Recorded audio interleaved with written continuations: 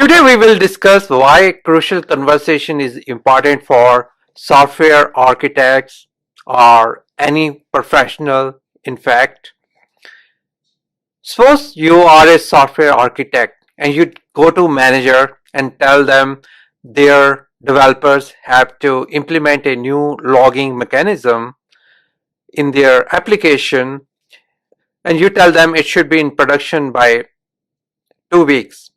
And manager tells you that it's not possible. His team is working on an important software product. They cannot accommodate your request at this point. They will lose your deadline. You say, no, it is coming from the top leadership. It has to be implemented. We have to find out why so many bugs are happening. And manager takes a position. He says, no way. You guys are useless. You don't produce any business solutions. You don't know anything about software development. You are sitting in ivory tower and making these decisions. Folks, you have crucial conversation at your hands. Suppose you tell a developer not to use stored procedure, you should be using object relation mapper because you are planning to migrate to different database. Developer says, no way, I like stored procedure. I am going to use stored procedure. Again, we have a crucial conversation situation. So we can see crucial conversations happen a lot. What is crucial conversation? Crucial conversation is a conversation you are having with another folk where opinions vary, stakes are high, and emotions are running strong. People have dug into positions. Crucial conversation can happen with your boss. You ask for a raise, you ask for a promotion, he gives you bad feedback. You are having trouble with your partner, your girlfriend, your relatives. So a lot of time crucial conversation happens not only in the office, it can happen in your personal life, in daily life. So crucial conversation happens, we don't do good. We go to our boss, ask for promotion. We are not able to push our case. We want some good solutions, good architecture to be implemented. We face roadblocks. We are not able to sell our solutions. We have fight with our partners. We are not able to resolve. So why we fail in these important conversations? We are genetically designed not to hold conversation. Whenever some complex situation happens, our lizard brain comes into action. We either think of being aggressive. Our manager came and said our performance is not good. We immediately hit back. Or either we will run away, we will get into silence, we will not try to put our case forward, find out why he thinks our performance is low. We are selling some framework to third party partner. Will not try to find out why he thinks this framework is not good, why that developer thinks. Either we will try to force that developer. Don't you think? Don't you know who I am? I am the architect. I have 20 years experience. You have to do it. And if he doesn't express his concerns, he may have some valid concerns. He may miss his some crucial deadlines. So he doesn't tell you. There could be bad situation. That is again failure. So we can see crucial conversations are very important.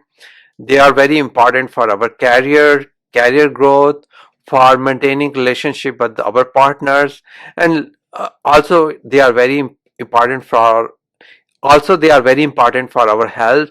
If we are having unhealthy discussions, it can bring anger inside us, it can stress us, it is bad for health.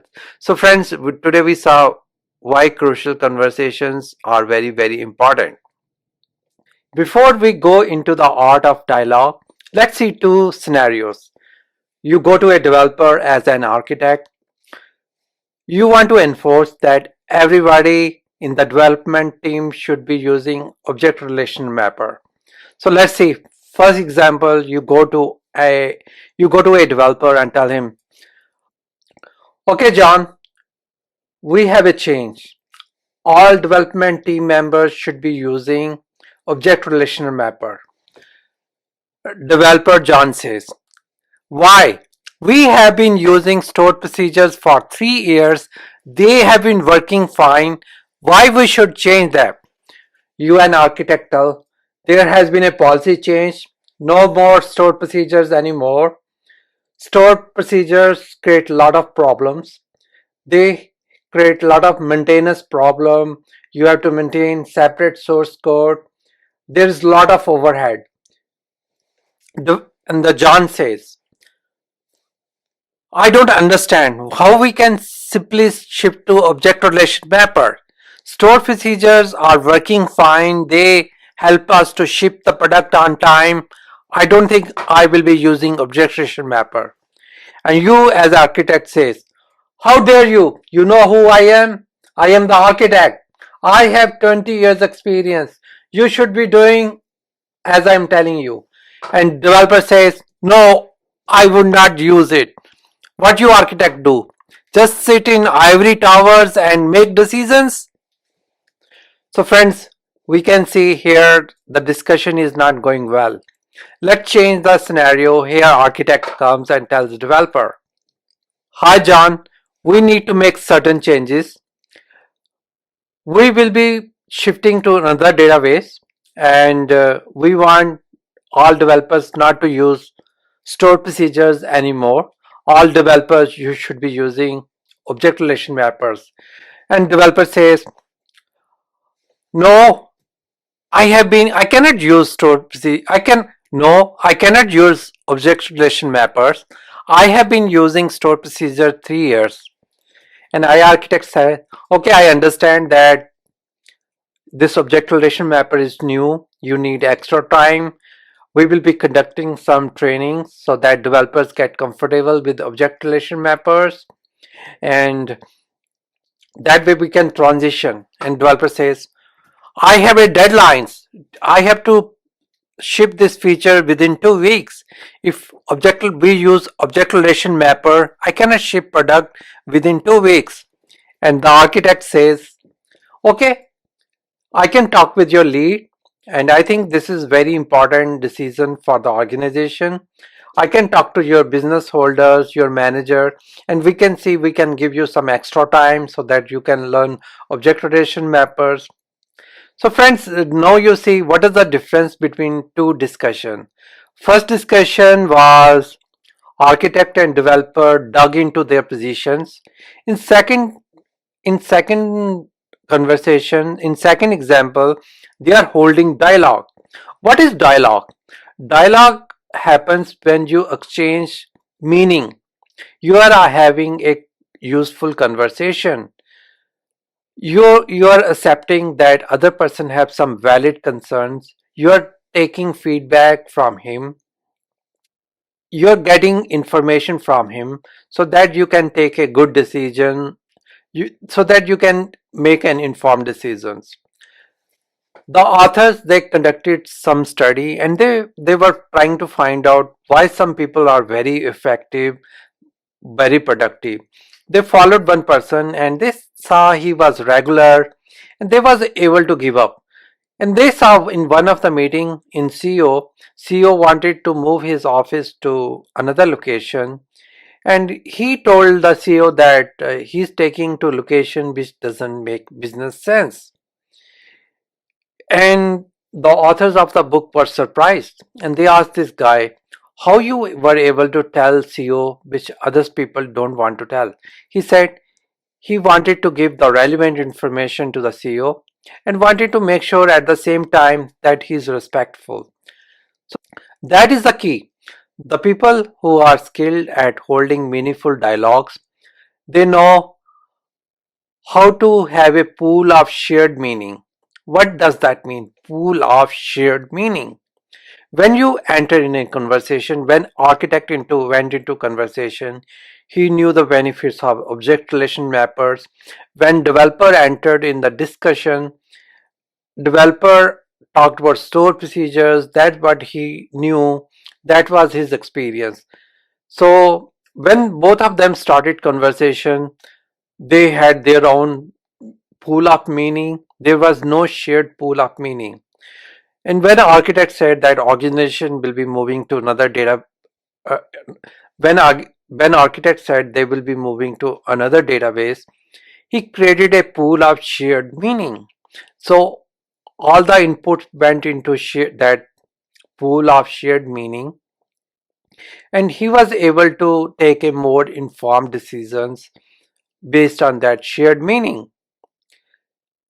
So as an architect, it's very important that you involve everyone.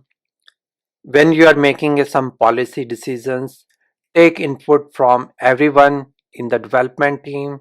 See what are the objections they have, what are the concerns they have. Do they need some training? Do they need some extra time? So hold a dialogue so that you don't have to push your decision to. There would be some situations where you have to push your decisions, but before pushing your decisions, you should take everyone concerns into picture and then take decision. You are taking an informed decision. So you have to create a pool of shared meaning, make it comfortable for everyone, developer, business holders, managers, so that they can give their inputs, and you can give a recommendation based on these inputs. Architects start the dialogue with right motive. What is dialogue? Dialogue is exchange of meaning. You are holding a conversation which is meaningful, which is adding information in a shared which is adding information in a shared pool of meaning. Today we are going to discuss why should you get involved in crucial conversation? Why should you get involved in discussion which you know is touchy, is going to generate a lot of heated arguments, bad burn? Why you should start this kind of argument? You should always start crucial conversation because you have a good motive. As an architect, you want to implement a policy that your organization will be changing the database, and you should be using object relation mapper. You should not be using store procedure which ties directly to databases. You are holding crucial conversation with your boss. You want to give him some important information so that he take informed decision. You want to have a crucial conversation with your wife because you're concerned about your son. Your son is not doing good in studies. Your son is not performing well in social situation. If you don't start the dialogue properly with your boss or wife, the for example, if you start discussion with your wife about your son, the first thing she may say, are you blaming me? Is it my fault? The dialogue is to make sure that we want a policy to be implemented. We want our son to improve, not get into the fault. So whole discussion should be arranged about what we want out of crucial conversation. We should keep reminding ourselves why we are holding heated discussion. Suppose you are talking about your son, about wife, that discussion may go in different directions. She may think you are blaming her for faults, you are not taking responsibility. It's your job to make sure that discussions stay focused on the goal that you want your son to do better in studies, and you're exchanging ideas with your wife what you two can do to improve the performance of your son. Same way, if you are having heated discussion with developer, what is the architect policy should be implemented, make sure you stay focused on facts on the matter. You stay focused on what you want. You don't get into useless debates. Who's right? Who knows more? Who has more knowledge? Who's smarter? That are useless dimensions of a those are useless dimension of any debate. So smart people, skillful dialogue holders, they know they stay focused what they want. And one thing you should be always focusing on yourself. The person who you can make change is person in the mirror, that is you. So if some discussions go bad, you should ask yourself how you could have made him this person safe, how you could have holded a more meaningful discussion, how could you have started without other person going into a defense mode. And that's what skillful dialogue people do, is they they stay focused what they want from the discussion. And the second thing is they never get into fool's choice. Fool's choice is whenever we get into heated discussion, as we discussed in our video one, we either go in fight or flight, or we get ready to attack, fight, or we get into silence and run away. So good thing is to make sure that we are having a discussion where meaning is flowing. One very interesting fact from the book was that when you ask yourself a question, what I want out of this heated discussion, what I want out of this tough situation, your brain recognizes that you are dealing with a social problem, you're not dealing with physical problem. It sends blood to your brain and you're thinking more rationally. Once I was having a heated discussion with my boss in front of some top business executives. He was making some irrational, unfounded allegations, and I was in silence. I started noticing myself. I was not breathing, and I told myself to breathe. And what I want out of that discussion is put up a professional face. And as I started breathing, things ideas started coming to my mind. I should started putting a better defense of my actions, inactions, what I why I did, why I didn't do certain things. And we had a meaningful dialogue. And what was my goals in that discussion was to make sure that I put a professional face in front of the top executives when my boss was being unprofessional in one of my previous companies. In another companies, like I had a heated discussion. He wanted My boss wanted to select a tool, and that tool was a useless. And I pointed to him submitting that tool is useless, and he had a heated discussion. Afterwards, we after the meeting we met, and he said, "Why did you say that?" And I told you, this is my opinion. This tool is not good. I don't want you to get into trouble by spending $1 million buying this tool, and you could get into trouble. Then he thought, okay, he's giving me some useful information.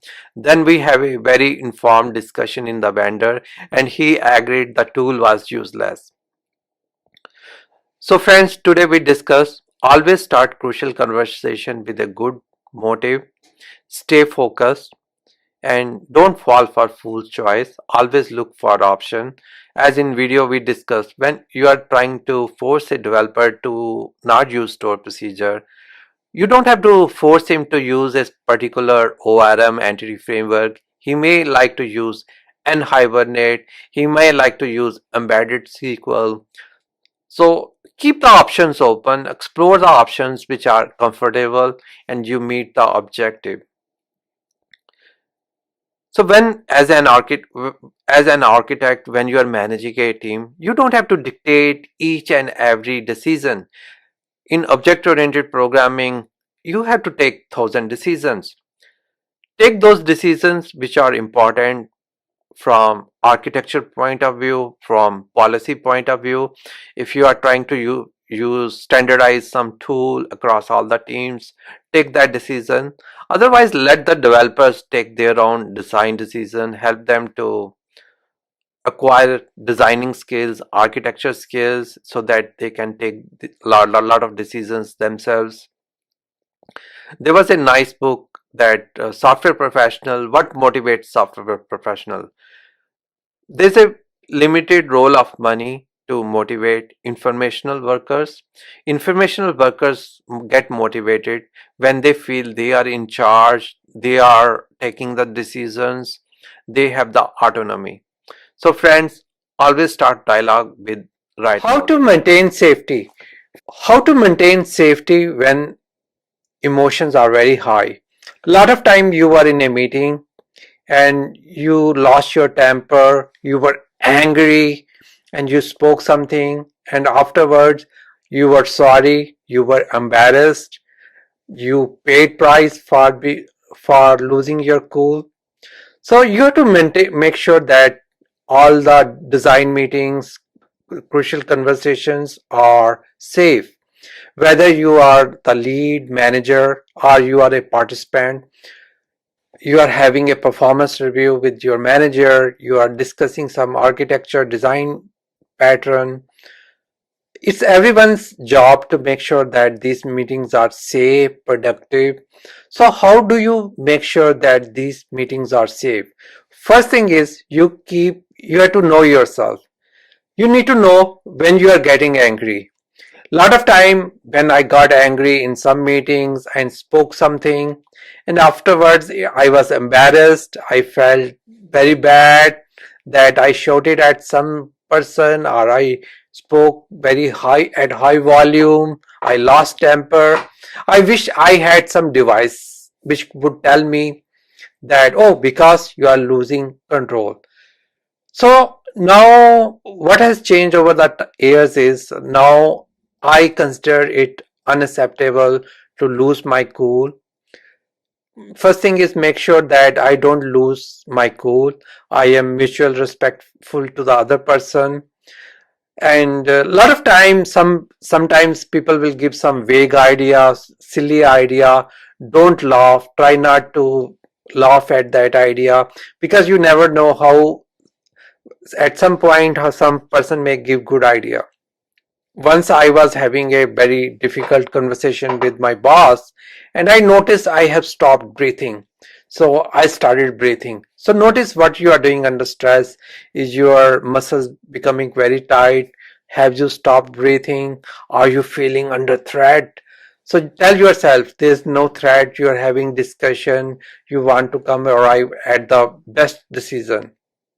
So what are the other signs of danger? You have found out how you react under stress. What are your trigger point for anger? Now you have to know what are the trigger point for anger for others. Some people will go into silence. If somebody is withdrawn, he's just saying yes, yes, yes. He's not giving any input. So that is not good again for a good conversation. You want that person to feel safe, give his input, highlight the risk. So that is one sign. Another sign maybe somebody is sarcastic. Oh, your idea is genius. You should get Nobel Prize. That's another sign that safety it as is at concern. And sometimes it's very obvious people will lose their cool, they will raise their voice, thump the table. So that's another sign that okay, safety it's that's another sign safety it has risk. So what you should do when safety of the group discussion it as risk?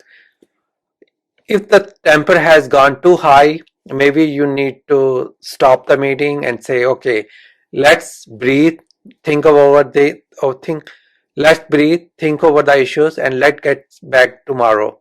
So sometimes it's okay to withdraw, go back to your cube, breathe, think what you were thinking, what you want out of discussion and come back. Another thing, creative mutual purpose. Like I was having a discussion with my boss and he wanted to buy some tool and I thought that tool was stupid. and we had a heated discussion. And I told my boss that I want you to buy a tool which is good. So I want to make sure that you don't buy a tool and you look bad. So I created a mutual purpose that as a group we want to buy some tool which meet our needs, get the job done, and we don't do some hasty decision. And there was a time with the lead I was trying to figure out what is the problem. I was having discussion with the I was having discussion with the programmer. Programmer became defensive. And I told him, I'm not looking at the blame game. I'm trying to find a solution. So I created a safety for myself and the developer so that we can come up with a solution. Sometimes if you think people are not understanding what you are saying, maybe find another way of saying things, contrast it. So friends, today we discussed how to create safety at a design meeting, at a crucial conversation. You were talking about your promotion with your boss. The conversation did not go the way you wanted. He said something. You went into silence or violence. There's no dialogue happening. So what to do now? How you can get back into the dialogue when you have gone into silence, violence, you are criticizing, you are being sarcastic, you are not holding a good discussion. So friends, we have been discussing crucial conversation. Crucial conversation is the conversation you're having with your boss about your promotion, you are doing performance review, some member of your team. Stakes are high, emotions are high, and opinion vary. So crucial conversation, as we discussed in previous videos, is very, very important. It makes sure that you have a good health, you do good in your job. So suppose if the conversation has not gone bad, you are angry, you are either silent, what to do next? This is the best chapter of the book. Lot of time what happens, it's not somebody makes us mad, it's not somebody scares us, it's not general, most of the time it's not someone's action. When your boss is saying your performance is bad, for you didn't, when your boss says you did not do good, you tell yourself a story. Oh my god, he's talking about my overall performance. He may be just discussing a one issue at hand. He may not discussing the your overall performance, but you tell you a story, and you go into a silence violence mood. Some years back, an incident happened. A guy went into the coffee shop and he shot the person who was serving the coffee there. He shot the waiter. Afterward, he asked, why did he shoot the guy? It seems the guy who served the coffee, he forgot to put sugar inside the coffee. And this guy told him the story that that guy did it deliberately. He wanted to insult him and he went ahead and shot the guy. And that guy was charged with criminal murder, and hopefully he got punishment for that. So this, you can see this guy, he just told himself his story that somebody give him a sugar, somebody forgot to put sugar in his coffee, and he did it intentionally. This is how we tell our stories. Lot of time we tell stories so fast, we don't we don't recognize that we are telling stories ourselves. Our kid is jumping on the sofa. We tell our kid, stop jumping. Our kid still jumping. We think, oh, we tell a story to ourselves. Our kid is disobeying us. He doesn't respect his elders. We tell all these kind of stories. Chances are the kid may have not listened. He's so involved in jumping, he cannot hear you. So somebody when says something and you show your emotion of anger or happiness, there is a intermediate step. The intermediate step is We are telling a story. If somebody passes a comment, he's telling a joke, and we tell our story, oh, this guy is attacking us, and we get angry. So whenever you get angry or you go into silence, you need to ask yourself, what is the story you are telling yourself? First, you should ask why you are feeling the emotion you are feeling yourself. What is the story you are telling yourself? You were giving some presentation, boss took over the presentation. Are you telling some story, oh, my boss is bad, he wanted to take away the credit? So what happens, we tell stories. We need to find out what are the facts in the stories. Why we tell stories? Stories help us to Story helps us to create a victim out of us. We tell half stories. Oh, my boss took over my presentation because he wanted to take the credit. There may be part we may not have prepared our presentation properly, so that's why he took over. So we tell incomplete stories, so we feel we are the victims. All fault is other side fault, it's my boss fault, it's my team member fault, it's my wife fault, it's my kids fault, it's never my fault. So we can see when we tell these stories, it lets us off the hook. There's no responsibility on our side. We don't need to do anything. So that's what we need to do. We need to stop telling these incomplete stories, find out what are the facts of the stories, what was our role in this situation. If our boss was angry, what did I do? Did I do some mistake in the production? Did I do some did I didn't do presentation properly?